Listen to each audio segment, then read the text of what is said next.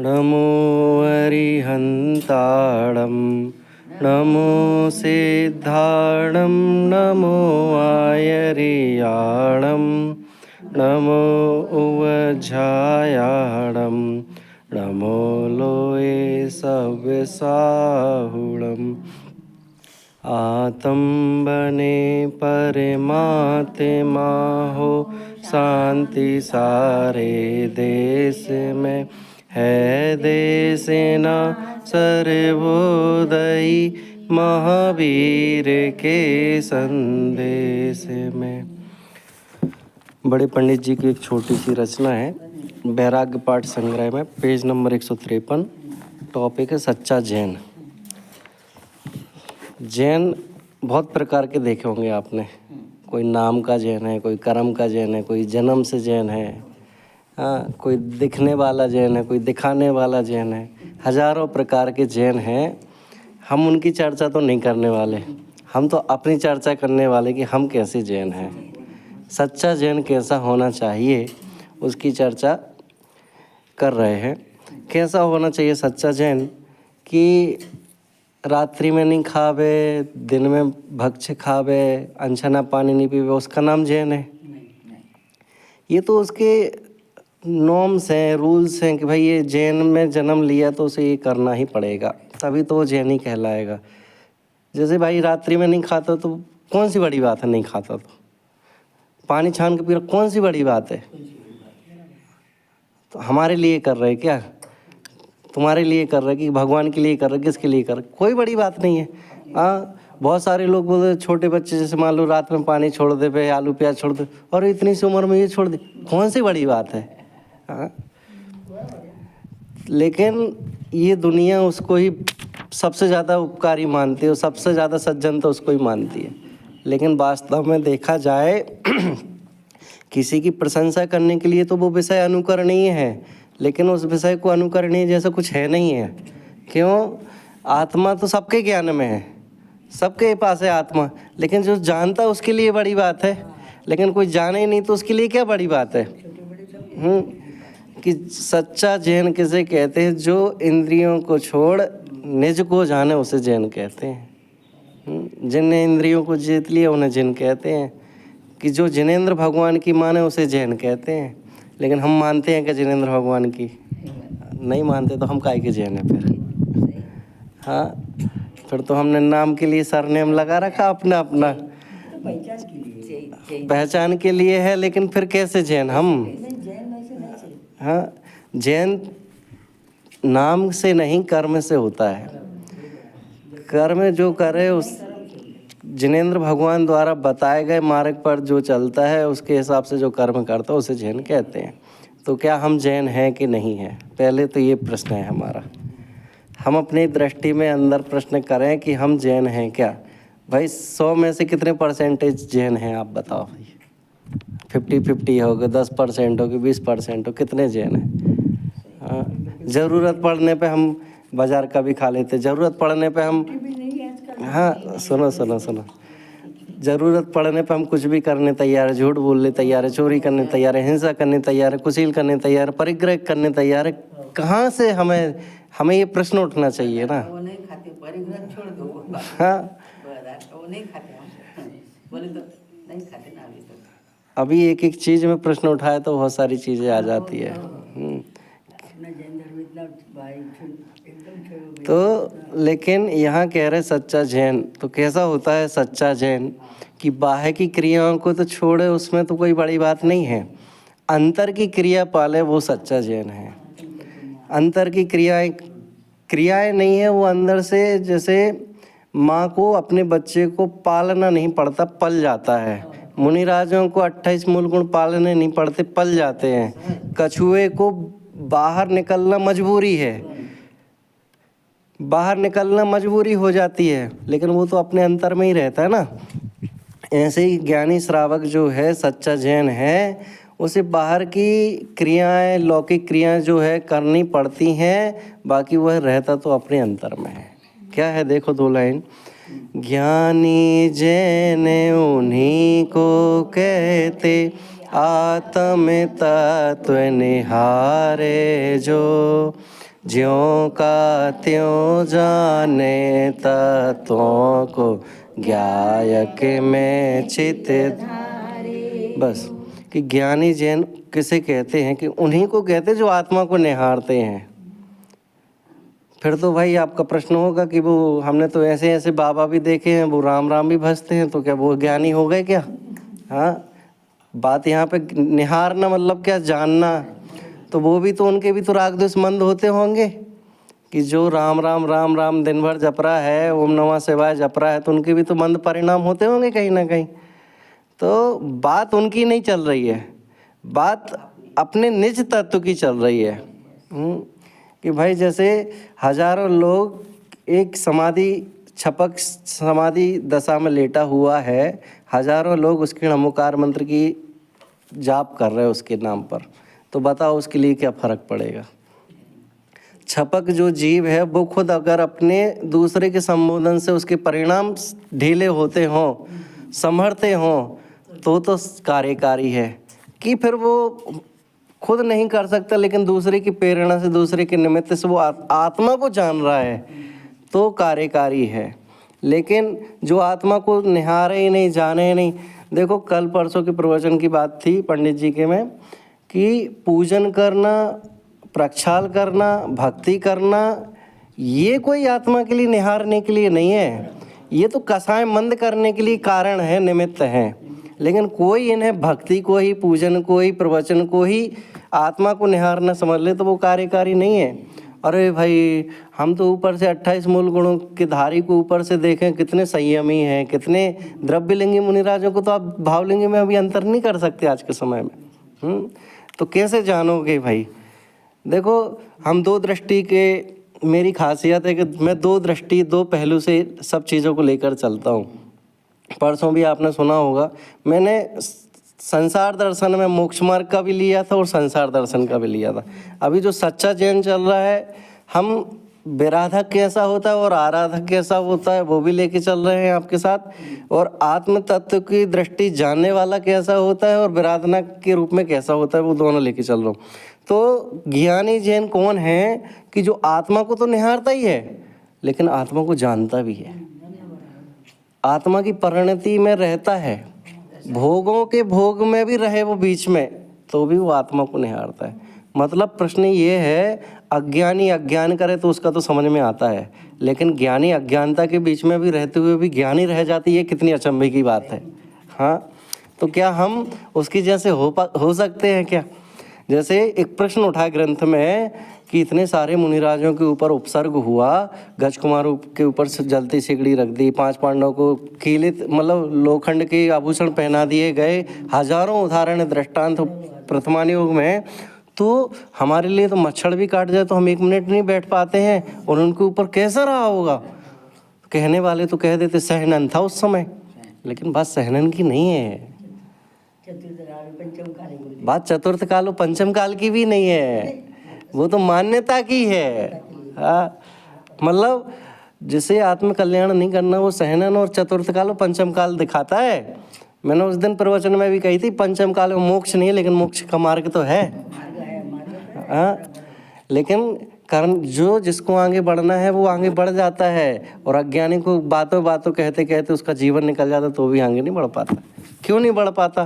क्योंकि उसके लिए आकर्षण का कारण अज्ञान है ना, इसलिए नहीं बढ़ पाता है। और हमारे लिए आकर्षण का कारण जिसको बढ़ना है उसके लिए ज्ञान ही एक है। किसी के लिए 3 घंटे की मूवी बड़े अच्छे से पसंद आती है, बैठे बैठे अच्छे से आती है, एसी की हवा खाते आती है, लेकिन कोई कहे कि 1 घंटे की पूजन कर लो तो कमर दर्द होती है, बहुत दिखाई नहीं देता है, चला नहीं जाता है, बहुत आकुलता व्याकुलता होती है। उसमें पता कैसे कैसे निमित्त कारण देते हैं, परिणाम स्थिर होने चाहिए पंडित जी तभी पूजन कर सकते हैं। मतलब लोगों की बातों को सुनो अगर ध्यान से, तो वो तुम्हारे लिए भी धर्म करते हुए अधर्म के मार्ग पर ले जाने के लिए खड़े हैं। आप तुरंत बोलो कि भैया हम घर त्याग दिया, हम उधर ही रहेंगे गजपंथा में। अरे दादी अभी क्या है, अभी तो हमारे लिए नाते पोते देखने, ये देखने, हजारों कारण दिखाते हैं, लेकिन आपको वो रमने नहीं देंगे। क्यों नहीं रमने देंगे? तुम्हारा मोक्ष हो जाएगा तो हम क्या संसार में रहेंगे?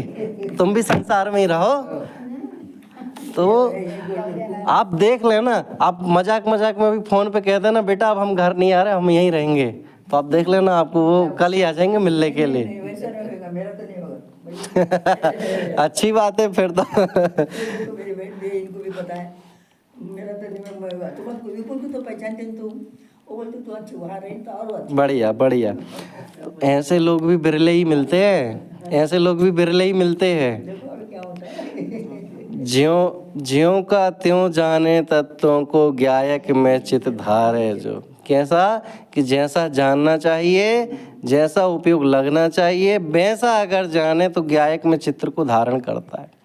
कैसा धारण करता है कि खाली हाथ पर हाथ रखने से, आंखें बंद करने से, कमर सीधी करने से, एकांत जगह रहने से उपयोग नहीं ठहरता। तो कैसे ठहरता है कि पहले आत्मा के बारे में सुनो, पहले उसको जानो, फिर परखो। खाली भगवान हाथ पर हाथ रख कर के सुखी हो गए, इसका नाम जानना नहीं है। सामायिक लोग क्या समझ लेते हैं आज की दुनिया में, सामायिक मतलब हाथ पे हाथ रख लो, रोम बंद कर लो, एकांत जगह ढूंढ लो और आत्मा के बारे में जानो, वो सामायिक है। सामायिक मतलब एकांत होता है, आत्मा को जानना होता है, लेकिन क्या जानना, ये सच्चे जैन की पूरी परिभाषा है, आज तुम्हारे लिए हम बताएंगे। नहीं, बराबर है। क्यों? एक एक चीज़ को जानने के लिए हमें छोटी से छोटी चीज़ की खुदाई करनी पड़ती ही है।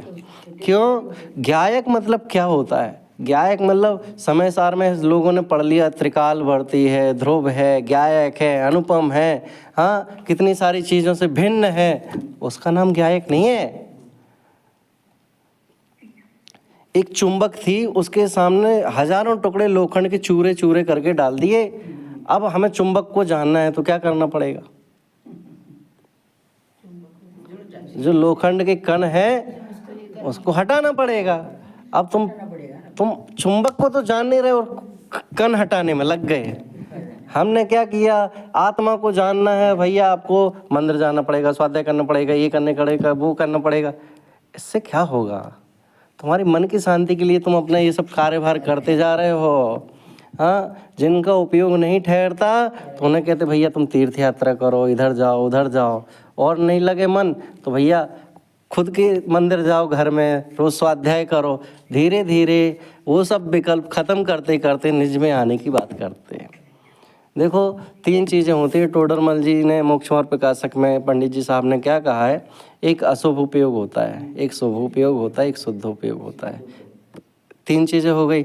अब चार चीज़ें भी अनुयोग चार होते हैं, प्रथमानुयोग, करणानुयोग, द्रव्यानुयोग और ये चार होते हैं। तो पुरुषार्थ सिद्धि उपाय में अमृतचंद स्वामी क्या कह रहे हैं, उपदेश तो ऊंचा चढ़ने के लिए दिया जाता है। तो सबसे पहले तो भैया आपको शुद्ध उपयोग में जाना चाहिए। सबसे पहले तो आपको करणानुयोग को विषय पढ़ना चाहिए, नहीं लगे तो द्रव्यानुयोग करना चाहिए। हाँ, लेकिन सबसे पहले तो शुद्ध उपयोग की बात कही। सबसे पहले पुरुषार्थ सिद्धि उपाय में भैया मुनि बनने के लिए कहा है, उत्तम सबसे ऊंचा कार्य जो है वो। लेकिन हम कैसे कह दें कि आप पहले प्रथमानुयोग पढ़ो? सामने से तो बात आनी चाहिए कि पंडित जी हमारा मन नहीं लगता करणानुयोग में, आप कुछ और बता दो। हमसे कड़वी दवाई नहीं खाई जाती, आप मीठी दवाई दे दो। लेकिन सामने वाला ये सोचता है हम भी अपना मुंह क्यों खोले, पंडित जी ही बोलते ना सब कुछ। हाँ, लेकिन पंडित जी भी चतुर है। हाँ, वो जानते हैं कि है तो पवित्र, लेकिन इसे मोह खींच रहा है, राग द्वेष खींच रहे हैं, विकल्प खींच रहे हैं। तो उसके लिए भी वो उपाय बताते हैं। क्या? माँ का प्रयोजन बच्चे के लिए दवाई खिलाना होता है, लेकिन बच्चा मिठाई समझ ले तो माँ की क्या दोष है, माँ की क्या गलती है? माँ तो खुश हो गई, हमने तो दवाई खिला दी, बच्चा खुश हो गया, हमने मिठाई खा ली। तो भैया तुम अपनी जगह रहो, हम अपनी जगह रहेंगे। मुनिराज का काम है उपदेश देना। उन्होंने तो कहा था भैया मुनि बन जाओ, अब तुम नहीं बने तो फिर तुम दूसरी चीज़ में लग जाओ, लेकिन कहीं ना कहीं उपयोग तो लगाना पड़ेगा। जैसे पहाड़ पर जाने के लिए दो रास्ते हैं, तीन रास्ते समझ लो। एक आप सीढ़ी से जा सकते हो, एक पीछे साइड से शॉर्टकट है, और तीसरा ऑप्शन है वो डोली। तीन रास्ते हैं। इसमें जाना आपको मंदिर तक ही है, ऊपर तक। अब उसमें एक चीज़ सबसे ज़्यादा कार्यकारी है, भावना, परिणाम। आप ये सोचो, चलो ये अच्छा हुआ हमें डोली वाला मिल गया, पैसे कम भी लगे और काम भी हो गया। आजकल शिखर जी में, मांगी तुंगी में सब जगह गाड़ियाँ चलने लगी। तो बात ये नहीं है कि गाड़ियों से जा रहे किससे जा रहे, बात भावना की है। अब 6 घंटे का सफ़र 8 घंटे में कर रहे, 2 घंटे में कर रहे, ये कोई बड़ी बात नहीं है, लेकिन आपकी भावना मानती है, महत्व है। तो ऐसे ही यहाँ पे कह रहे हैं कि आप गायक को किस तरीके से देखते हो, किस तरीके से जानते हो, ये आपके ऊपर है। हम अपनी आत्मा को जानेंगे तो हमारा कल्याण होगा, तुम जानोगे तो तुम्हारी आत्मा का कल्याण होगा। हाँ, वो उसमें भावना 32 में आती ना कि तुम्हारे कर्म तुम करोगे तो तुम्हें भुगतने पड़ेंगे, और हमारे कर्म हम करेंगे तो हमें भुगतने पड़ेंगे। क्यों? हाँ, तो विषय यही है कि तुम किसको जानना चाहते हो। कोई मंदिर में रह के भी घर में चला जाता है उपयोग, और कोई घर में रहते हुए गृहस्थ करते के कार्य करते करते भी मंदिर में चला जाता है। जैसे कि प्रवचन का समय हो गया है और लेकिन कोई हमारे घर में साधर्मी आए, हमें भोजन बनाना पड़ा, अब उसको घर वापस नहीं भेज सकते रिटर्न कि तुम जाओ भैया, हम नहीं खिला सकते हमारा प्रवचन। फिर वो भी एक दोष है कि घर में आए हुए मेहमान को, साधर्मी को तुमने अंतराय डाला प्रवचन के नाम पर। लेकिन उस महिला ने क्या किया कि बड़े भक्ति भाव से उस साधर्मी के लिए भोजन बनाया, लेकिन उसका विकल्प प्रवचन के लिए था। तो वो कहाँ थी बताओ, स्वाध्याय भवन में थी कि घर में थी?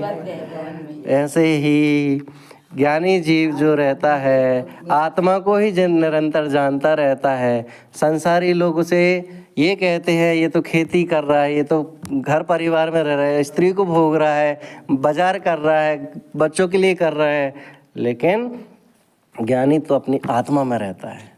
तुम पर्याय दृष्टि से देखते हो तो इसमें तुम्हारा दोष है, हमारा दोष थोड़ी है।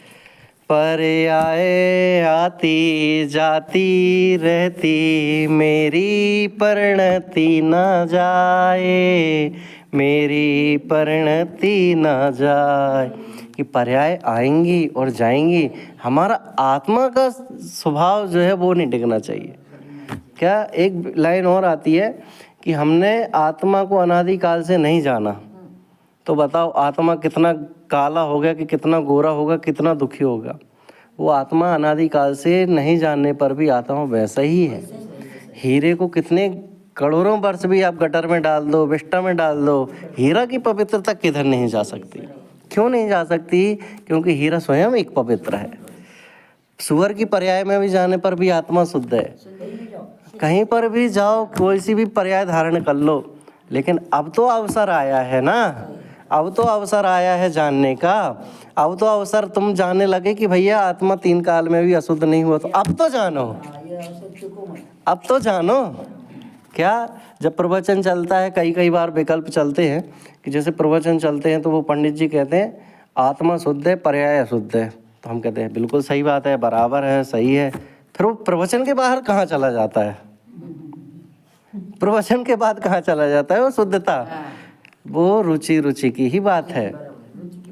एक बार सुमत प्रकाश जी भाई साहब से एक साधर्मी ने प्रश्न किया, पंडित जी हमारा मन तो बहुत लगता है स्वाध्याय में, लेकिन जैसे ही प्रवचन खत्म होता है सो ही हमारा मन दूसरे विकल्पों में चला जाता है, लेकिन भावना तो बहुत है कि हमें धर्म सुनते रहें और बहुत याद रहे। तो आप बताओ कारण क्या हो सकता है? तो प्रश्न का उत्तर सुनने लायक है। तो उन्होंने बहुत अच्छे से कहा कि बहन भाई जो भी था कि आपके लिए कोई भरे मंच में 20-100 लोगों के बीच में, घर परिवार के बीच में सास ने बहू के लिए गाली दे दी, तो बहू कब भूलेगी? कब भूलेगी? भले वो जिंदगी भर उसकी सेवा करे, भैयावृत्ति करे, लेकिन ये प्रसंग नहीं भूल सकती। तो आशा ये है कि तुम्हारी दृष्टि विषयों की तरफ है, कुदृष्टि की तरफ है, कुभावों की तरफ है, कुबातों की तरफ ज़्यादा है, इसलिए तुम्हें धर्म की बात नहीं रुचती। ज्ञानी को कितना भी कोई अशुद्ध बोल जाए, गालियाँ दे जाए, मार जाए, पीट जाए, वो कहते हैं ना क्षमा उत्तम क्षमा की पूजन में, घर तय निकार है, तन बेदार है, मारे पीटे, खुद का घर से निकाल देवे, पत्नी मारे, बच्चे मारे, कुछ भी हो, लेकिन वो ये नहीं उफ नहीं करेगा। द्रव्यलंगी तक का इतना आता है कि उसका हाथ में कट मार के कोई नमक और मिर्ची डाल दे तो भी आँख की कोर गीली लाल नहीं होवे। लेकिन ज्ञायक ज्यों का त्यों जाने तत्वों को, ज्ञायक में चित धारे जो। देखो आगे की लाइन तीसरी, सच्चे देव शास्त्र गुरुवर की परम प्रतीति लावे, बीते राग विज्ञान परिणति सुख का मूल विचार। कि सच्चे देव शास्त्र गुरुवर की परम प्रतीति लाभ है जो, जिसको परम अंदर से प्रतीति होती है ना, तो उसका नूर चेहरे का अलग ही दिखता है। आप देख लेना कितने लोगों को कि कोई 40 साल के भी उम्र में बूढ़ा दिखता है, और कोई 70 साल का भी हो जाए तो उसके अंदर से आत्मा झलकता है। मतलब साधर्मी की जिज्ञासा और साधर्मी की ललक अपने आप बाहर झलकती है। कोई क्रीम पाउडर भी लगाए तो भी गोरा नहीं दिखे, और कोई ज्ञानी अंदर आत्मा को बस जाने तो भी उसकी झलक अलग ही दिखती है। परम प्रतीति लाभ है। आहा अहो उपकार गुरुओं का जो हमारे लिए आपके दर्शन मिले, अहो उपकार हमें आपकी वाणी मिली, ये पंचम काल में भी हमें जैन कुल पर्याय मिले, यही तो हमारा उपकार है। हमने अनंत भवों का पुण्य, आज हमें जैन कुल पर्याय मिल गए, ये हमारा धन्य अवसर है। यही प्रतीति लाना होता है, यही हमारा भाग्य कहा जाएगा, इसे ही मंगल सुअवसर कहा जाएगा। लेकिन कोई, आप तो देखते होंगे जैन कुल पर्याय में भी पाने के बाद भी उसे आत्मा नहीं रुचता, मंदिर नहीं रुचता, जिनवाणी नहीं सुहाती, भाव नहीं आता देखने का। कैसा पर्याय को फिर से उसी पर्याय में ले जाना चाहता है जहाँ से आया था। हाँ, हम तो यही अवसर बार बार खोजते हैं कि कब धन्य सुअवसर आवे, जब निज में रम जावे। हाँ, बीतराग विज्ञान परिणति। बीतराग क्या होता है कि राग से रहित बीतराग होता है। विज्ञान मतलब भेद विज्ञान, परिणति मतलब अपनी आत्मा, सुख का मूल विचार है जो। कौन सा? इंद्रिय वाला नहीं, अतीन्द्रिय वाला, कि सुख के मूल का विचार करता रहे जो निरंतर, वही बीतराग है, वही विज्ञान है, और वही उसकी परिणति है। कैसी परिणति है कि खेत पर किसान जो रहता है वो दिन रात उसकी मेहनत करता है। भी सबसे पहले गर्मी का दिन है, बरसात आने वाली, तो पहले हल चलवाएगा, फिर उसमें मरम्मत करवाएगा, फिर चारों तरफ बाउंड्री लगवाएगा, फिर बारिश आने पर खेत भरता है, फिर धान डालता है, फिर वो रोपा, समझते हैं आप, एक एक निकाल के वो करते हैं, तो वो करता है। कितना करता है। बाहर की प्रवृत्ति जो जितनी संसार में दिखाई देती है, कोई किसान है, कोई किसी फील्ड में, कोई किसी फील्ड में, तो ऐसे ही ज्ञानी अपनी प्रवृत्ति में कुछ ना कुछ करता रहता है। आप देखो सुबह से उठ करके कि कोई सूर्योदय के पहले उठ करके, अंतर मुहूर्त पहले उठ करके सामायिक करता है, फिर क्या करता है कि फिर पाठ करता है, फिर पाठ होने के बाद, सूर्योदय होने के बाद अपनी क्रिया करता है, पानी छानना, नहाना धोना, देव दर्शन, पूजन, ये सब करते करते दोपहर का सामायिक, शाम का सामायिक, अष्टमी के एक दिन पहले एकासन, फिर उस दूसरे दिन उपास, फिर एकासन करके फिर वो दूसरे दिन से पूरा भोजन। तो लोगों को ये समझ में नहीं आता है कि किसान जितनी मेहनत करता है क्या उतनी ज्ञानी जीव भी करता है। लेकिन किसान की मेहनत दुनिया को किसान की मेहनत जैसी लगती है, लेकिन ज्ञानी की मेहनत ज्ञानी जैसी नहीं लगती ना। यही तो अंतर है संसार में और मोक्ष मार्ग में, कि बीतराग विज्ञान परिणति सुख का मूल विचार है जो। सुख का मूल, क्या हमारे जैसे भी भगवान होते थे? क्या हुए हैं? क्या होंगे? यह विचार जिसको आ गया उसका काल नक्की है। भगवान हमारे तुम्हारे जैसे थे। अभी एक प्रवचन में पंडित जी का सुना था कि भगवान को अगर देखा जाए तो उनका भी भविष्य अच्छा नहीं था। भगवान को देखा जाए तो उनका भी भविष्य अच्छा नहीं था। आज हम जो वर्तमान में रो रहे वो भी हमारा अच्छा हो सकता है। देखो इसमें दो कथन आते हैं। भगवान की दृष्टि से देखें जाए तो उनका भूतकाल अच्छा नहीं था, लेकिन भविष्य आज हमें दिख रहा है। हम अपनी वर्तमान में देख रहे भगवान को, लेकिन भूतकाल की दृष्टिकोण से देखें तो भगवान के ऊपर भी तो उपसर्ग हुए ना। हाँ, पार्श्वनाथ के ऊपर देख लो, महावीर भगवान की 32 भवों की कथा सुन लो तो आप रोना आ जाए। हाँ, कैसी कैसी पर्यायों में गया, वेश्या में बना, एक इंद्रिय में गया, कहाँ कहाँ नहीं गया। लेकिन हम तो देखते भगवान हम सबसे ज़्यादा दुखी, हम सबसे ज़्यादा दुखी। 3 लोक में एक एक आदमी से पूछा जाए तो उसे 3 लोक के सारे जीव सुखी दिखाई देते हैं, लेकिन स्वयं को पूछे तो सबसे ज़्यादा दुख हमें ही है। हर एक के घर में चले जाओ, वो सब कहेंगे हम दुखी, हम दुखी, हम दुखी। किसी भी कोई नहीं बोलने वाला सुखी। लेकिन सुख का भी अर्थ जाने तो सुखी होवे ना। तो भगवान को भूतकाल देखने पर वो दुखी थे, लेकिन उनका भविष्य अच्छा था। ऐसे ही हमारा भूतकाल जैसा गया वो गया, वो एक सपना हो गया भूतकाल। वर्तमान अपना है और भविष्य कल्पना है। अब वर्तमान को अपना लो तो भविष्य सक्सेस हो जाए, सफलता हो जाए। अब जानना तुम्हें है, पहचानना तुम्हें है। देखो एक उदाहरण आया था अभी, साइंटिस्ट ने, नासा ने चंद्रमा तक ले जाने के लिए तो अनुकरण बता दिए, बना लिए, लेकिन मोक्ष मार्ग के लिए थोड़ी बता सकता है ना, बना सकता है। उसके लिए तो नक्शा तुम्हारे लिए जिनवाणी में मिलेगा। हाँ, बाहर की दृष्टि से तो तुम चंद्रमा पे पहुंच जाओ, घर बना लोगे, ये तो एक भाव की तैयारी है। जिनवाणी को पढ़ लो, भाव भवांतर तक की तैयारी है। हाँ, कितना खोलो निकलता ही जाता है। नहीं मिथ्यात्व अन्याय अनीति सत्य व्यसन के त्यागी, पूर्ण प्रमाणिक सहज अहिंसक निर्मल जीवन।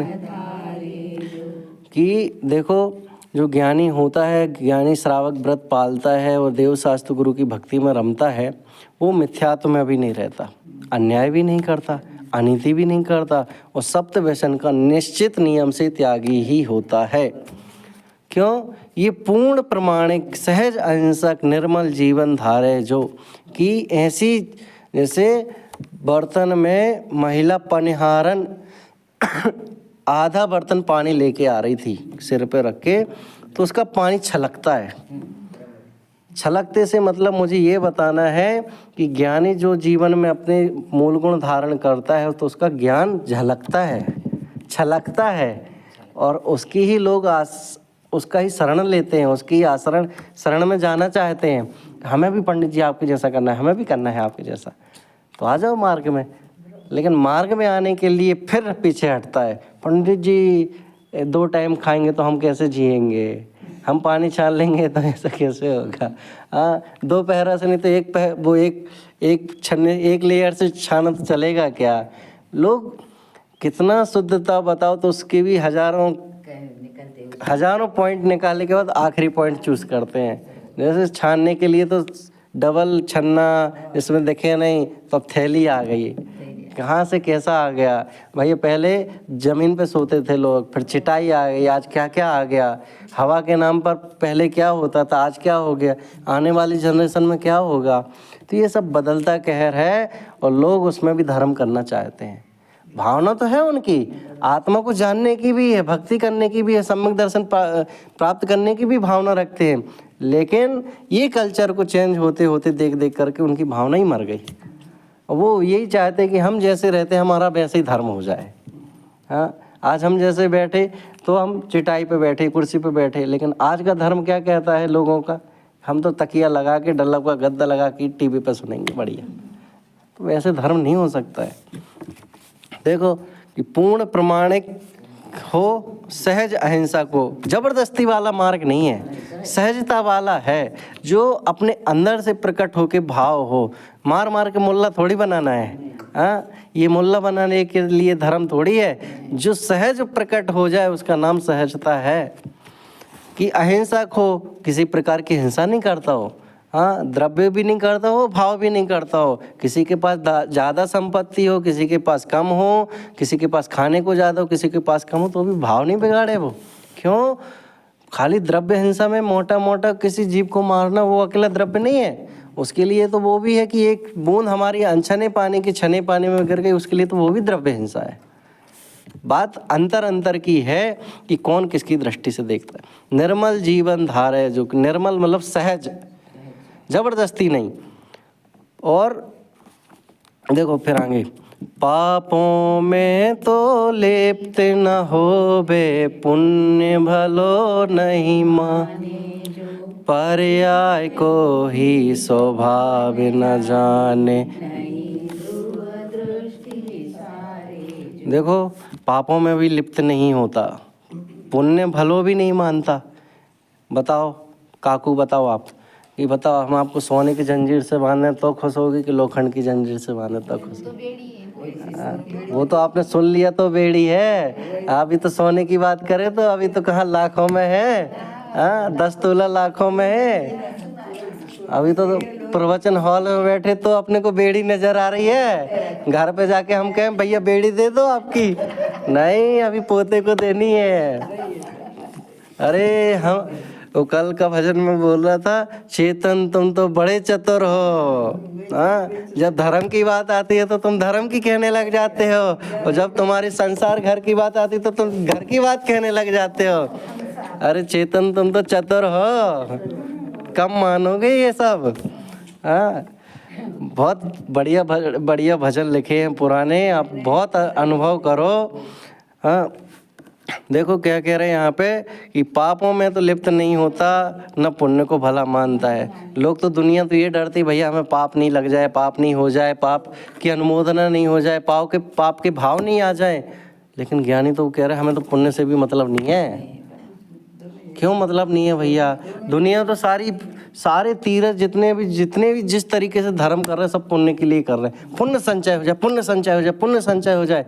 लेकिन उन मूर्खों को कौन बताए कि भैया पुण्य भी और पाप भी दोनों संसार के कारण है। हाँ, लेकिन कैसे बताएं उनको, क्योंकि होनहार जिसकी जैसी होनी होती है उसे तो वैसे ही भाव आते हैं। ये भली होनहार है अपनी कि जो हमें पुण्य पाप में भी अपने को भी रंच मात्र भी प्रसन्नता नहीं होती है। हम तो यही मान के खुश होते हैं कि भैया ये अच्छा हुआ कि ये भी पता चल गया आज कि ये पुण्य भी और पाप भी दोनों संसार के कारण है। अगर मान लो यही अगर पता होता कि पाप तो है, लेकिन कोई अगर बोल देता कि पुण्य बड़ा उपादेय है, तो बताओ हम हे को छोड़ के उपादेय में लग जाते कि नहीं लग जाते? हाँ, खाली अगर ये पता चल जाता कि जिनवाणी पढ़ने ही में ही मात्र अपना उद्धार होने वाला, तो हम पूरा जीवन पढ़ते ही रहते, भेद विज्ञान नहीं कर पाते। हाँ, लोग अगर क्रियाओं में ही धर्म मानने के लिए अपने को सुनने मिलता, और कई बार सुना ही है अनादिकाल से, ये तो अभी अभी सुनने में आ गया अपने को, तब जाके अपन सुनने लग गए, कल्याण करने लग गए, नहीं तो पानी छानने में जीवन बीत जाता था। हाँ, छानते रहो और छनवाते रहो, भैया तुमको छानने नहीं आता, ला हम छान दे रहे। आज दुनिया में क्या चल रहा है, कोई कबूतर को दाना डाल रहा है, कोई इनको पाल रहा है, कोई कुत्तों को पाल रहा है, कोई उनको वो कहते भैया उनको नहीं पालेंगे तो वो मर जाएंगे, तो उनको उसमें ही धर्म नजर आने लग गया। अरे एक घटना है, मेरे रिलेटिव में एक साधर्मी है, तो उनको धर्म से कोई मतलब नहीं है, लेकिन विषयों की आसक्ति उनकी इतनी तीव्र है कि किसकी शादी हुई, किसके बच्चे हुए, किसकी वो हुआ, ये सब चलता रहता है दिन भर। तो एक बार क्या हुआ, कहीं सफ़र से वो जा रहे थे पति पत्नी दोनों, और ट्रक ने आके टक्कर मार दी उनकी, और ट्रक निकल गया। वो क्यों रुके घने जंगल में, वो गाड़ी से वो 20 फीट दूर जाके गिरे, और उनकी जो पत्नी थी वो तो दोनों के पैर कट गए मतलब लथपथ हो गए खून से, और वो तो आज के ट्रीटमेंट से वो सब हो गया, लेकिन पत्नी का जो था वो एक पैर अलग हो गया घुटने के ऊपर से। बहुत वेदना हुई, पूरी दुनिया ने, जो समाज वाले थे, नगर वाले थे, रिश्तेदार वाले थे, सब आए मिलने, वो सब ने हाय हाय हाय हाय हाय, बहुत बुरा हुआ, बहुत बुरा हुआ। दुनिया की दृष्टि में तो दिखाई देगा कि इनके साथ बुरा हुआ, लेकिन निश्चय से देखा जाए, धार्मिक दृष्टि से देखा जाए तो उनके साथ अन्याय नहीं हुआ। जो कर्म पूरा बांधे थे वो उदय में आए हैं। अरे वो तो ये सोचो, ज्ञानी तो इसमें भी ये सोचता कि ये तो छोटा कर्म का उदय आया, बड़ा आ जाता तो क्या होता। हम चलते चलते सीढ़ी से हमारा पैर आगे पीछे हो जाए तो हम उसमें ही सोच लेते भैया क्या हो गया, लेकिन ये सोचो कि इससे ज़्यादा कुछ हो जाता तो क्या हो जाता। तो हाँ, हे भगवान जान तो बची, बाल बाल मरते मरते बचे। हाँ, लेकिन ज्ञानी से पूछो, ज्ञानी मुनिराजों से पूछो, ग्रंथों से पूछो, तो उसके साथ अन्याय नहीं हुआ है।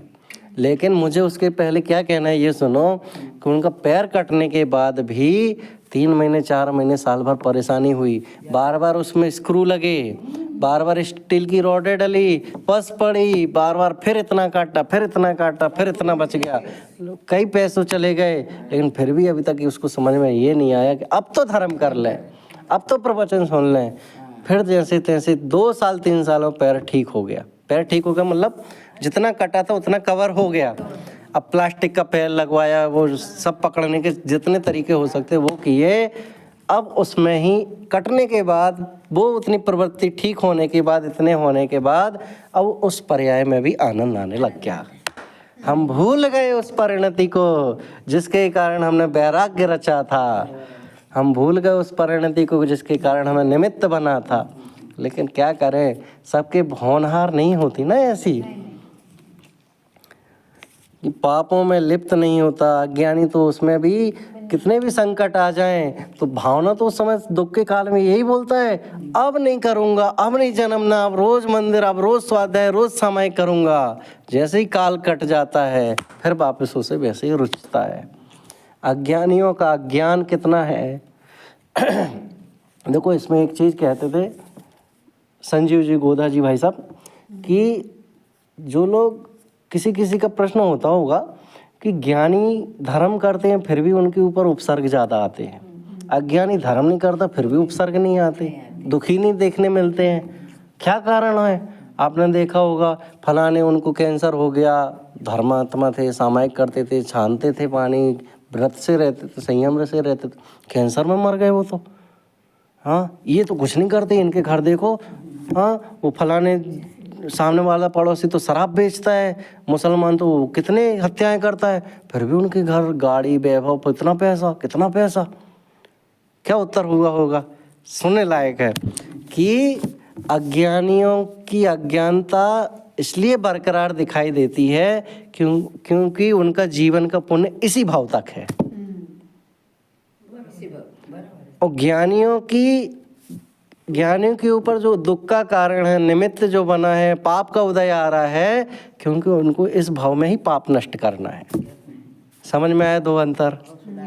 भाव का सुधरते देख करके वो अगले भाव में पाप नहीं ले जाना चाहते ना। जितने भी उनके पाप हैं वो इधर ही छोड़ के जा रहे हैं। और दुनिया को तो यही दिखाई दे रहा है, धर्मात्मा पुरुष भी कष्ट में है, दुख में है। अरे भैया वो दुख में नहीं है, उसके जितने पाप हैं वो तैरने वाले हैं, हाँ वो नष्ट होने वाले हैं। लेकिन क्या करें, दृष्टि का खेल है, परिणामों का खेल है। जानने वाला ही जानता है, नहीं जानने वाला नहीं जानता है। आप बता देना जो भी समय हो, मेरे को तो कोई अड़चन नहीं, आपको जितना समय अनुकूल हो। हाँ हाँ ठीक ठीक है। हाँ देखो आगे कौन सा था, पर्याय को ही स्वभाव न जाने नहीं ध्रुव दृष्टि विसारे जो। इसमें 2 कथन आ गए। क्या एक ज्ञानी की तरफ से देखना है अपने को, एक अज्ञानी की तरफ से, कि जो जीव पर्याय को ही स्वभाव नहीं जाने वो कौन हो सकता है, ज्ञानी की अज्ञानी? सोचो जल्दी। जो पर्याय को नहीं जाने वो कौन हो सकता है, ज्ञानी की अज्ञानी? अज्ञानी। और जो पर्याय को ही स्वभाव जाने वो ज्ञानी। फिर से सोचो उसके बारे में। देखो देखो फिर से पर्याय, देखो स्वभाव है, स्वभाव को पर्याय नहीं मानता, वो कौन है? वो कौन है? अज्ञानी। और जो पर्याय को ही स्वभाव नहीं जाने वो, देखो उसमें, देखो उसमें लाइन में देखो, पर्याय को ही स्वभाव ना जाने वो कौन? ज्ञानी। वो ज्ञानी पर्याय को जानता ही नहीं ना। राइट, मैं आपकी तरफ से जानना चाहता था। देखो भाई, ज्ञानी जो है वो अपने स्वभाव में रहता है, पर्याय को अपना नहीं मानता, ये सिंपल अर्थ है। लेकिन उसमें अगर तुम पढ़ोगे तो तुम्हें पहले तो ये नजर आएगा कि ये कथन पहले अज्ञानी की तरफ से है, लेकिन जब अर्थ खोलोगे तो समझ में आएगा कि ये ज्ञानी की तरफ से है। क्यों? नहीं ध्रुव दृष्टि विसारे जो, कि जो निज की दृष्टि नहीं विसारता, नहीं अनुभव करता, वो अज्ञानी है। लेकिन ज्ञानी तो स्वभाव में रहता है, ध्रुव को ही जानता है, दृष्टि को विसारता मतलब परिणामों की संभाल करता है। 1 मिनट भी इधर उधर चित्त को, उपयोग को इधर नहीं लगाता। क्यों?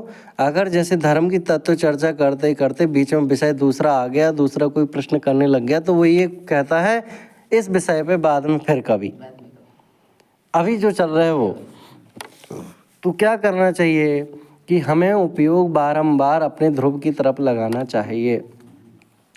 सच्चा स्वरूप इतने में अकेला नहीं है, एक लाइन की आत्मा को जान लिया इसका नाम सच्चा स्वरूप है। वो तो इतने में लिखा है उन्होंने, तो जानने में आ रहा है। जो इसको जानता है निरंतर उसको जानने में आता है कि कैसा है वास्तव में स्वरूप। हाँ देखो फिर आगे, भेद ज्ञान की निर्मल धारा अंतर माही बहावे जो, इष्ट अनिष्ट न कोई जग में निज मन माही विचार। भेद ज्ञान की निर्मल धारा अंतर माही बहावे जो। जैसे ही बरसात चालू होती है तो जगह जगह से नदियाँ चालू हो जाती हैं, ऐसे ही ज्ञानी अशुभ उपयोग से शुभ में आ गया। हम ये देखो, कथन में तो यही था कि आप पहले उपदेश तो ऊंचा चढ़ने के लिए दिया जाता है, आप मुनिराज बन जाओ, निर्ग्रंथ बन जाओ, लेकिन क्या करें, सबकी एक जैसी वो नहीं होती ना प्रकृति। तो धीरे धीरे अशुभ से चढ़ा सीढ़ी से, पहली दूसरी सीढ़ी अशुभ की थी, फिर तीसरी पे चढ़ गया तो वो शुभ में आ गया। अब फिर शुभ में रहते रहते भी उसे मन नहीं भारा। अशुभ तो समझ में आएगा कि ये तो त्याजनीय योग्य है, लेकिन शुभ भी थोड़े काल के लिए अच्छा लगता है ना हमें। जैसे हम पहले स्वाध्याय ही नहीं करते थे, मंदिर ही नहीं जाते थे, उस अपेक्षा से तो हमें मंदिर स्वाध्याय अच्छा लगने लग गया। लेकिन जैसे ही जैसे हमने स्वाध्याय की दृष्टि बढ़ाई, गति बढ़ाई, 10-20 साल उसमें ही हो गए, अब स्वाध्याय करते करते भी मन नहीं रुचता हमारा। कब तक पढ़ना, कब तक पढ़ना, क्या ज़िंदगी हमारी स्वाध्याय करने के लिए है क्या? तो फिर उसने एक कदम बढ़ाया कि भेद ज्ञान की निर्मल धारा अंतर माही बहावे जो। अब यहाँ से एक कदम उसने भावना व्यक्त की कि ये जीवन कहीं सुनते सुनते तो नहीं रह गया, कहीं प्रक्षाल देखते देखते तो नहीं रह गया, भक्ति करते करते तो नहीं रह गया। तो उसमें उसको प्रश्न ये हुआ कि भेद ज्ञान की निर्मल।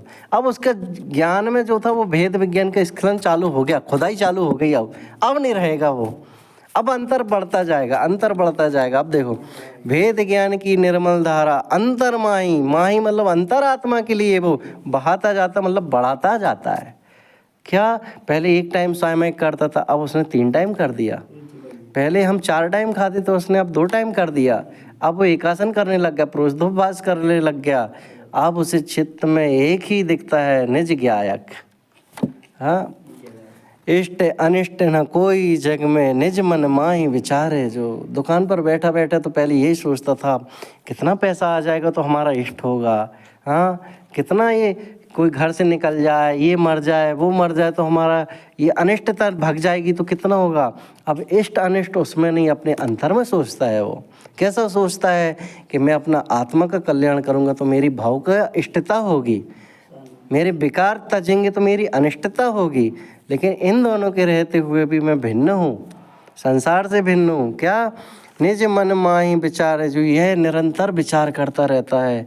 वेश्या के घर में भी चला जाए, वो क्या नाम आया था उसका, चारुमणि, चारुदत्त, तो भी बताओ निज में तो उसके मन में तो आत्मा ही रहती थी। पर्याय की दृष्टि से तो संसार बोलेगा हे भगवान आज तक नहीं गया, ये आज कैसे चला गया।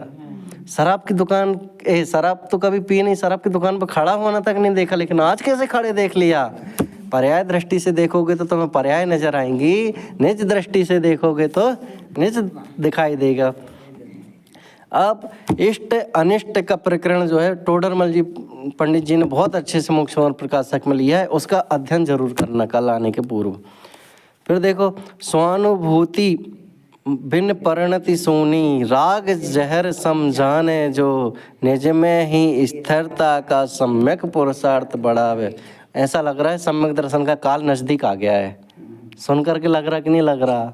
भेद विज्ञान इतना होने लग गया, हमें तो अपनी अंतरात्मा झकझोर दिखाई दे रही, हमारा भी काल ऐसा नज़दीक आता जा रहा है। देखो क्या कह रहे कि स्वानुभूति, जैसे माँ अपने बच्चे को नहीं देखे तो कितनी बेचैनी होती है। हमारी चिंता धन पैसों के लिए, तो हमें अगर पेटी में एक बार भी दिन में पैसे नहीं देखे तो ऐसा लगता है ये खाली हो गई तिजोरी अब तो। जिसके लिए 56 प्रकार के भोग रोज रुचते हों, उसे एक दिन ना मिले तो कैसे अज्ञानता में पागल होता है, मोह के कारण होता है। हाँ, हमें एक दिन गर्मी में पंखा ना मिले तो बताओ, हम ऐसे अभी सामान्य बात करते होते तो एक मिनट हमें विकल्प पंखा का आता, लेकिन हम तत्व चर्चा कर रहे हैं तो बताओ पंखे का विकल्प भी नहीं आ रहा है। क्यों? रुचि की बात है। वो पहले बताया था ना कि पंडित जी हमें धर्म की बात क्यों नहीं रुचती। हमारी भावना तो बहुत है कि धर्म की बात रुचे, लेकिन रुचि की बात है। तुम्हारी दृष्टि उधर थी इसलिए नहीं रुचती थी। देखो ऐसे ज्ञानी स्वानुभूति के बिना, अपनी आत्मा को ध्यान किए बिना, जाने बिना उसकी परिणति सुनी है। जैसे कोई स्त्री की घर में एक लड़की की शादी हुई हो, 2 साल 3 साल 4 साल देखा कि भाई अब संतान नहीं हो रही, तो फिर लोग सास बहू ससुर आसपास के लोग ताने देने लग जाते, क्या जीवन है तेरा, बांझ रह गई तू, बांझ बन के आई थी, हमारा वंश खत्म कर दिया, हमारा परिवार नष्ट कर दिया, कितने ताने देती है। हाँ, लेकिन क्या उसका जीवन वाकई में नश्वर है क्या? ऐसे ताने देती हैं, लेकिन मतलब बच्चा चाहिए, संतान चाहिए, कैसा बोलती है एक उसके लिए। लेकिन ये नहीं जानते कि स्वानुभूति मतलब आत्मा के बिना परिणति सूनी है, संतान के बिना परिणति सूनी नहीं है। घर में पैसा नहीं है, खाने के लिए नहीं, उसके बिना अधूरा नहीं है। अगर आत्मा को नहीं जाना तो उसके बिना अधूरा है। डॉक्टर साहब छोटे दादा क्या कहते थे कि चाय बनाने से सरल उपाय सम्यक दर्शन है। सुना होगा आप लोगों ने। क्या? चाय बनाने के लिए तो ताम झाम इकट्ठे करो, ये वो दुनिया भर का। मान लो रास्ते में जा रहे हैं, वो गाड़ी पंचर हो गई, 3-4 घंटे लग जाएंगे मैकेनिक को आने के लिए, लेकिन तुम्हें वो तो जब आएगा, लेकिन तुम्हें किसकी याद आई? एक प्याले की। तो वो कहते थे कि भैया चाय को छोड़कर तुम 1 मिनट कुछ समय आत्मा को ध्यान कर लेते तो तुम्हें सम्यक दर्शन हो जाए। लेकिन कहाँ रुचता है इसको? हाँ, अभ्यास की बात है। आपने देखा होगा, आपने पुराने समय में देखा होगा, कुएं से पानी खींचते थे आप रस्सी से, हमने भी खींचा है। तो वो कहते थे, एक कविकार ने लिखा है, रस्सी आवत जात है सिल पर पड़त निशान। क्या? कि एक बार रस्सी खींचने से निशान नहीं पड़ता है, बारंबार उस पर खींचती रहती है तो निशान पड़ता है। ऐसे ही आत्मा की बात उसे नहीं रुचती जो एक बार सुनता है, बारंबार सुनने पर जो सुनता है उसे रुचती है। धन्य है, अहो भाग्य हमारे कि जो हमें आत्मा की बात सुनने पर भी हमारा मन बार बार आत्मा की बात सुनने के लिए रिझायमान होता है। हाँ, कितने साधर्मी आते हैं, कितने जाते हैं, कोई फोटो खींचता है, कोई घूमने के, कोई खाने के लिए, कोई सोने के लिए आ जाते हैं, लेकिन तत्व की बात नहीं सुनते। कल बहुत अच्छा लगा आपने हमें बात कही कि हमें तत्व चर्चा करनी है। क्यों? तो मुझे नहीं पता था कि हम क्या विषय लेंगे, हमें कितना आएगा क्या नहीं आएगा। हमारा तो ये विषय था, हमें जो आएगा समझ में आएगा, तत्व चर्चा के रूप में आएगा, हम तो वो बात करेंगे। हमारा जरूरी नहीं कि हम बड़े विषय समझा पाए, जरूरी नहीं कि वो, हमें तो बड़ी प्रसन्नता हुई कि धन्य है आपके परिणाम और आपके भाव कि आपको इस प्रकरण में भी, इस माहौल में भी आपको ऐसे भाव आए। देखो वही बात चल रही है, स्वानुभूति बिन परिणति सूनी, राग जहर समझाने। जो कि आप बोल रहे हैं ना अभी कि हम 1 महीने से सोच रहे, तो आपके परिणाम नहीं होते हुए भी वो चल रहे थे, तो आपको पुण्य बराबर उतना ही लग रहा था जितना आज लगा होगा। क्यों? खटकती है आत्मा जिनकी परिणति वहीं जाती है। तो वो ठीक है, अभी जो भी है, तो मतलब भावना ही आपके भाव का अभाव कराने के लिए निमित्त बन सकती है कि स्वानुभूति बिन परिणति सोनी, राग कि भैया जिसे आत्मा जानने में नहीं आया तो उसे तो भोजन भी जहर लगता है। कि एक दिन सुबह सुबह भगवान के दर्शन नहीं मिले तो हे भगवान कहाँ, आज हमारा दिन कहाँ चला गया। किसी को आदत होती है कि अभिषेक देखे बिना नहीं भोजन लेना है, किसी को मुनि राज का आहार नहीं मिला तो देखे बिना चैन नहीं होता है। कितने सारे निमित्त हैं। मतलब अभी एक तरफ से देखा जाए तो कहीं ना कहीं से जीव मोक्ष मार्ग में लगा तो है, जो लगा नहीं है उसके लिए तो, शरणभूत के लिए तो यही कहा जाएगा भैया अच्छा कार्य कर रहे हो, लेकिन जो लगा हुआ रहते हुए भी और अपनी आत्मा को नहीं जाने तो वो कहने में ये आएगा, कहाँ भैया जीवन नष्ट कर रहे हो अपना, क्या इतने में ही तुम्हारा धर्म हो जाएगा? थोड़ा इधर भी तो आओ, अंतर के मार्ग को भी तो जानो। कि वो तो राग जहर समझाने, अपने आप को जहर के समान जीवन समझता है क्या, कि जिसको परिणति आत्मा को जानने में नहीं आता उसकी। देखो, निज में ही स्थिरता का सम्यक पुरुषार्थ बढ़ा, कर्ता भोक्ता भाव न मेरे ज्ञान सो। निज में ही स्थिरता का सम्यक पुरुषार्थ बढ़ाता है। क्या कोई कहे इसलिए बढ़ाना, इसलिए नहीं बढ़ाता वो। क्या मम्मी जब बच्चों को कहेगी कि रात्रि भोजन का त्याग करो, इसलिए नहीं छोड़ता। ज्ञानी की बात करूँ, बच्चे का तो उदाहरण है। तो ज्ञानी ये नहीं करता कि कोई कहेगा तो मैं धर्म करूँगा, वो तो इतना जानने लग जाता है, तो वो तो ये कहता है कि दोष हमारे जितने भी वो सब यहीं छट जाएं। आगे हमें अनादिकाल से इतने राग किए, इतने द्वेष किए, इसको पाना, ये महल खरीदना, ये करना, वो करना, जीवन निकल गया। लेकिन आज समझ में आया कि कितना भी इकट्ठा कर ले वो साथ में जाने वाला ही नहीं है ना। तो अपने अंदर से आता है तो अंतर से पुरुषार्थ बढ़ाता है वो। लेकिन प्रवत बात यहाँ पे ये है कि स्थिरता बढ़ाता, मतलब मैं दूसरी अपेक्षा से कहूँ तो कहने में तो यही आता है कि वो ऐसा करता वो करता, हम क्या कर रहे हैं? हाँ, अभी हम कर रहे बात कह रहे हैं कि भाई आत्मा को जानना चाहिए, सही बात है, सही बात है, लेकिन हम क्या जानने के लिए तैयार हैं क्या? हाँ, जब बात दूसरे के उपसर्ग पर आती है तो हमें लगता है उसने कर्म किए होंगे ऐसे, उसके साथ गलत हुआ। लेकिन जब हमारी ऊपर बात आती तो ट्रक की गलती थी, हमारी नहीं थी। बराबर चल रही थी। तो जब दूसरे के ऊपर उपसर्ग होता है तो हमें तो दिखाई देता है बुरा, और जब हमारे ऊपर आता है तो हम कहते हैं हमारे साथ ऐसा हुआ। क्यों? हमें पर्याय दृष्टि से देखते हैं। दूसरे के ऊपर करे तो भी पर्याय दृष्टि से देखते हैं, हमारे ऊपर आए तो भी पर्याय दृष्टि से देखते हैं। तो कल एक चर्चा चल रही थी कि जिसकी शादी हो गई वो भी दुखी, जिसकी नहीं हुई वो भी दुखी, तो फिर सुख के मजे कौन ले रहा है? हाँ, तो उसका उत्तर ये निकला कि जो अतीन्द्रिय का आनंद लेता है वो मजे ले रहा है। तो फिर प्रश्न अगला खड़ा हुआ कि ये अतीन्द्रिय आनंद क्या है? तो फिर भैया चलो बाल बोध शुरू करते हैं कल से। हाँ, तो निज की स्थिरता का सम्यक पुरुषार्थ बढ़ाता, आगे स्वानुभूति ये हो गया ना। निज की स्थिरता मतलब पुरुषार्थ बढ़ाता जाता है। कर्ता भोक्ता भाव नहीं मेरे, मतलब ये घर मैंने बनाए, ये स्त्री पुत्र मकान दुकान मेरे, ये धन दौलत, अब मैं तुम्हें छोड़ के जा रहा। अरे भैया छोड़ के क्या जा रहा, छूटा छुटाया ही है। हाँ, भगवान कुंद आचार्य तो हाथ पर आंवले के रखे समान आत्मा दिखा रहे हैं, तुम जानो तो सही।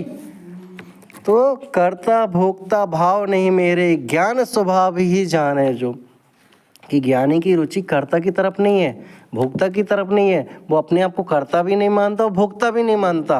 वो क्या मानता है? ज्ञान स्वभाव ही जानना मेरा कार्य है, मैं इसी का करता हूँ, मैं इसी का भोगता हूँ। आत्मा जानने में आ रहा, मेरा यही कार्य है। मैं आत्मा को जानने के लिए दिन भर ये सामायिक क्रियाएं आत्मा को जानता रहता, यही मैं भोग रहा हूँ।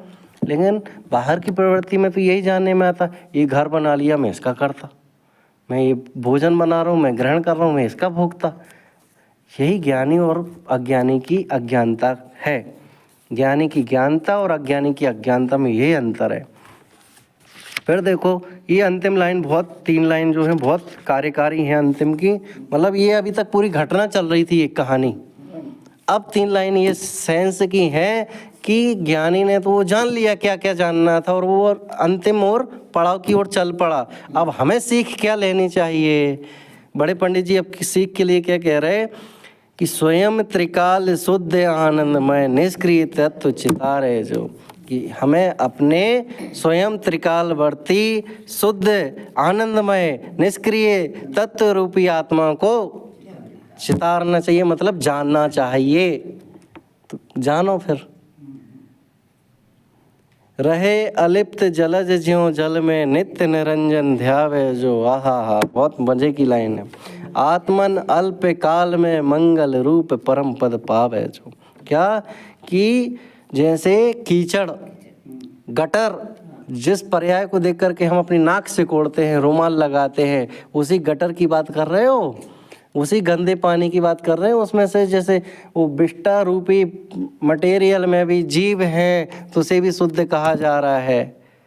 जो ने गोद में सो ही मुझ में, सो ही मोक्ष मझार। कि जो नरक में है वो अशुद्ध है क्या है? वो भी शुद्ध है। हमारी पर्याय में हम तुम मनुष्य पर्याय में हम भी शुद्ध हैं, और जो सिद्धालय में सिद्ध बन गए वो भी शुद्ध हैं। बस जानना है, बस मानना है और निवृत्त होना है। देखो, जैसे कीचड़ में कमल खिले तो हमें दिखाई तो देता है कितनी गंदगी में फूल खिला है, लेकिन वास्तव में देखा जाए तो वो तो दोनों भिन्न भिन्न है। हाँ, ऐसे ही इस विष्टा रूपी शरीर में एक कमल रूपी आत्मा है। हाँ, वो भी एक भिन्न है। इसको तुम, शरीर अलग है, आत्मा अलग है, ये दोनों कर्ता भोक्ता नहीं है। आत्मा आत्मा को जानने वाला है, शरीर की क्रिया शरीर करने वाला है। ये सब जानने वाला नित्य निरंजन आत्मा को ध्याता रहता है। और क्या कह रहे बड़े पंडित जी, शिक्षा क्या दे रहे कि जो इस कहानी को अपना जाने माने, उसमें रमे जमे, उसका क्या है, अल्प काल में मंगल रूप परम पद पावे। जो पंचम गति की प्राप्ति होवे, सिद्धालय में जाने की पात्रता होवे। इतना नहीं धारण कर पाए, कोई भावना ही भावे, तो पात्रता वाला जीव हो गया। पात्रता से हमारे अंदर पात्रता आ जावे, यही इसका उद्देश्य है। तैरने के लिए नहीं, तारने के लिए नहीं, हम तो अपने निज स्वरूप में रमने के लिए प्रयत्न कर रहे हैं। बाकी तो ये किसान प्राप्त प्रयोजन तो रखता है फसल का, लेकिन भूसा तो फोकट में आ जाता ना। ऐसे ही हम तो अपनी आत्मा का प्रयोजन लेके चल रहे हैं। सम्यक दर्शन ज्ञान चारित्र ये तो अपने आप होने वाले हैं, भूसे समान है। स्वर्ग इत्यादि तो ये भूसे समान है। अब कोई उसको ही लेके बैठ जाए, हमें तो भूसा ही प्राप्त करना है, तो नहीं हो सकता। तो हम सभी अपनी परिणति, आत्मा रूपी परिणति